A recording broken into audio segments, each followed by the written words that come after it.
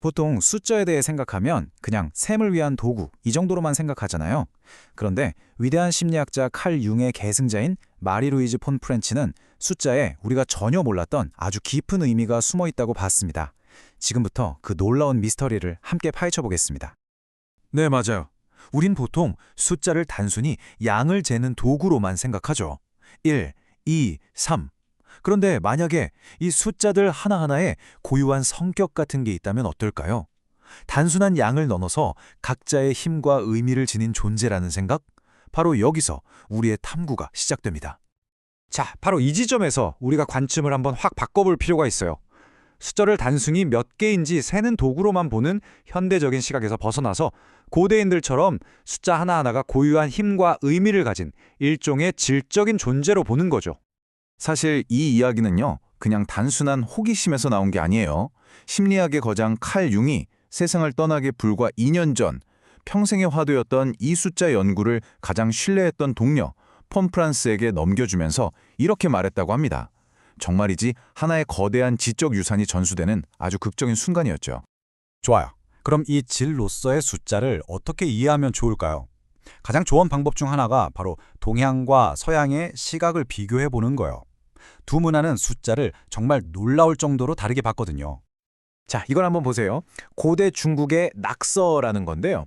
이게 그냥 숫자 퍼즐이 절대 아니에요. 고대인들은 이걸 우주의 질서가 드러난 일종의 계시라고 생각했습니다. 여기 있는 숫자들은 양이 아니라 우주 안에서 각자 자기 역할을 하는 고유한 힘, 즉 질을 상징했던 거죠. 바로 이 마르셀 그라네의 말이 핵심을 정확히 짚고 있죠.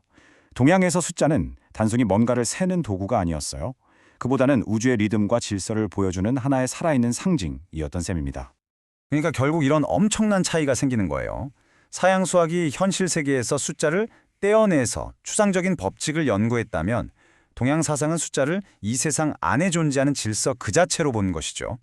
정말 근본적인 차이 아닌가요? 자, 이렇게 동양 사상에서 깊은 영감을 얻은 폰 프란츠는 여기서 멈추지 않고 한 걸음 더 나아가요. 그녀는 숫자를 질서의 원형이라고 봤는데 대체 이게 무슨 의미일까요?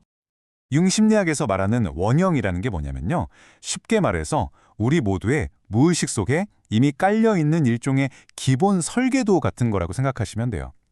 이 보이지 않는 패턴이 신화나 꿈, 심지어 우리의 본능적인 직관까지 모든 것을 만들어낸다고 본 거죠. 그렇다면 과연 숫자에도 이런 원형이 있을까요? 폰 프란츠는 그렇다고 본 거죠. 예를 들어서 숫자 2를 한번 볼까요? 이 2의 본질적인 성격, 그 원형은 뭘까요? 2라는 숫자는요, 바로 관계와 리듬의 시작을 의미해요. 생각해보세요. 혼자 있던 하나가 둘로 딱 나뉘는 순간 거기서부터 대칭과 대립이 생겨나잖아요. 그리고 비로소 뭔가를 관찰하는 게 가능해지는 거죠. 자, 그럼 이 둘만의 정적인 관계에 숫자 3이 딱 끼어들면 어떻게 될까요? 네, 바로 움직임이 시작됩니다. 네, 숫자 3은 그 자체로 역동적인 과정을 상징해요. 우리가 흔히 말하는 시작, 중간, 끝. 이런 것처럼 시간 속에서 어떤 이야기가 쭉 흘러가게 만드는 힘, 그게 바로 3의 원형인 거죠. 그리고 이 역동적인 움직임이 마침내 안정적인 형태를 딱 갖추게 되는 것, 그게 바로 숫자 4에 이르러서입니다. 숫자 4는 완전함, 그리고 안정성을 상징하죠. 마치 집을 지을 때 4개의 기둥이 딱 받쳐주는 것처럼요. 3이 만들어낸 그 역동적인 에너지를 비로소 단단한 현실로 완성시켜주는 힘, 그게 바로 4입니다. 자, 여기까지 들으시면 알겠다. 근데 이 추상적인 숫자의 원형이 대체 우리 실제 삶이랑 무슨 상관이지? 싶으실 거예요.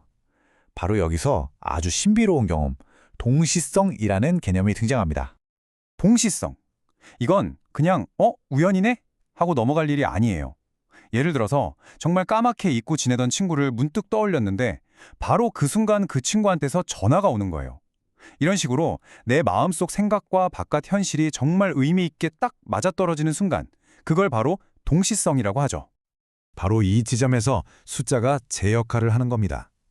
숫자는 눈에 보이지 않는 질서의 원형으로서 어떤 인과관계가 없는데도 불구하고 우리의 내면 세계와 외부 세계가 이렇게 의미심장하게 연결되도록 만들어주는 뭐랄까 하나의 다리 같은 역할을 하는 거죠.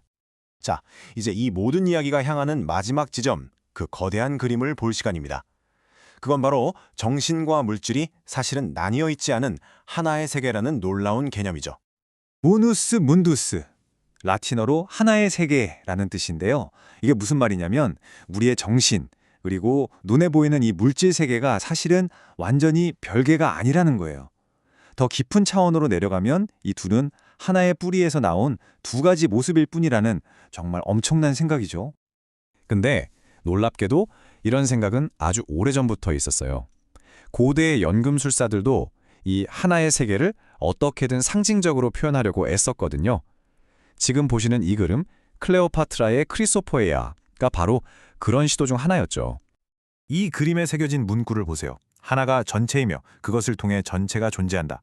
이 통일성의 개념을 이보다 더 완벽하게 보여줄 수 있을까요? 모든 것은 결국 하나로 연결되어 있다는 깊은 의미를 담고 있죠.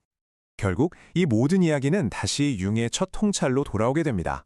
숫자는 바로 이 거대한 하나의 세계, 그 안에 숨겨진 패턴을 우리 인간의 의식이 이해할 수 있도록 도와주는 아주 특별한 열쇠 혹은 비밀 지도 같은 것이라는 생각 말이에요.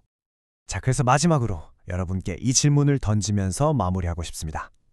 만약 숫자를 단순히 양으로만 보지 않고 고유한 의미를 가진 질로 바라보기 시작한다면 여러분의 삶 속에서 반복되는 그 패턴들은 과연 여러분에게 무엇을 말해주고 있는 걸까요?